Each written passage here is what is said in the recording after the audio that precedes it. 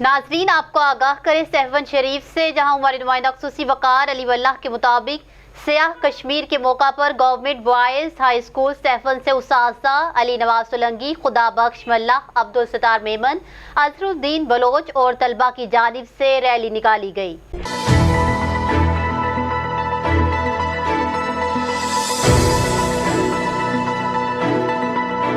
आपको बताएं कि रैली में उस्ताज़ा और तलबा की बड़ी तादाद ने शिरकत करके कश्मीर बनेगा पाकिस्तान के नारे लगाए, जबकि रैली मुख्तलिफ चौराहों से होती हुई सहवन प्रेस क्लब पहुंची। रैली में शामिल उस्ताज़ा और तलबा के हाथों में बैनर्स और प्ले कार्ड्स उठाए हुए थे, जिन पर कश्मीर से इजहार यकजहती के हवाले से नारे लगा रहे थे। वसीद उन्होंने इस हवाले से क्या कहा, आइए देखते हैं।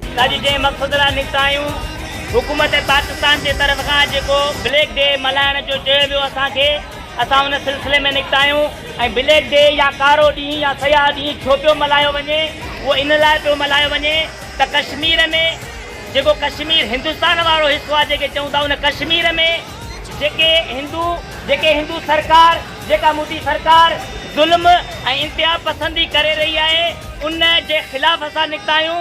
असां हुकूमत हिंद खे ॿुधाइणु चाहियूं था त जेसीं ताईं असांजे सिरीअ में साह आहे, जेसीं ताईं नंढा नंढा बचड़ा असां सां गॾु आहिनि, तेसीं ताईं तव्हांखे असां किथे बि कोन छॾींदासीं।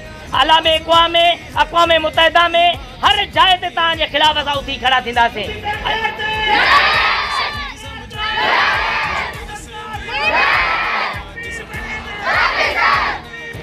जीअं त अॼु असां जंहिं मक़सद लाइ हिते गॾु थिया आहियूं, उहो आहे त कश्मीर जे सिलसिले में जेको गुज़िरियल 75 साल खां वठी मोदी सरकार नाम निहाद पंहिंजा पलीत इरादा करे वेठो आहे त कश्मीर मुंहिंजो आहे। असां हिन फोरम तां उनखे ॿुधाइण था चाहियूं त कश्मीर अॼु बि असांजो आहे, सुभाणे बि असांजो आहे ऐं ॾींहुं क़यामत ताईं असांजो रहंदो। इंच जी हिफ़ाज़त कंदासीं।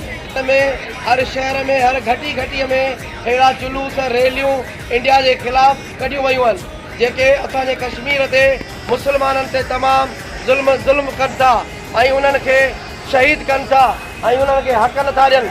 उन जे लाइ असांजे मुल्क में अॼु कारो ॾींहुं मल्हायो वियो आहे मोदी सरकार जे ख़िलाफ़। जो ॾींहुं मल्हायो पियो वञे त इन जो सबबु इहो आहे त जेके इंसानी हक़नि जे ख़िलाफ़ वर्ज़ी जेका कई थी वञे मोदी सरकार तरफ़ां, असां उन्हनि ज़ुल्म जे ख़िलाफ़, उन ॾाढ जे ख़िलाफ़ ते एहतजाज करण आया आहियूं त असां मुस्लमान सभु पाण में ॿाहिरि आहियूं, असांजी पाण में ॿधी आहे। असां इहा यकजहती कंदासीं ऐं ॿुधाइण था चाहियूं त जेको ॾाढ ज़ुल्म जबर जेको थिए पियो थो कश्मीर आवाम सां, इहो कंहिं वक़्तु बर्दाश्त न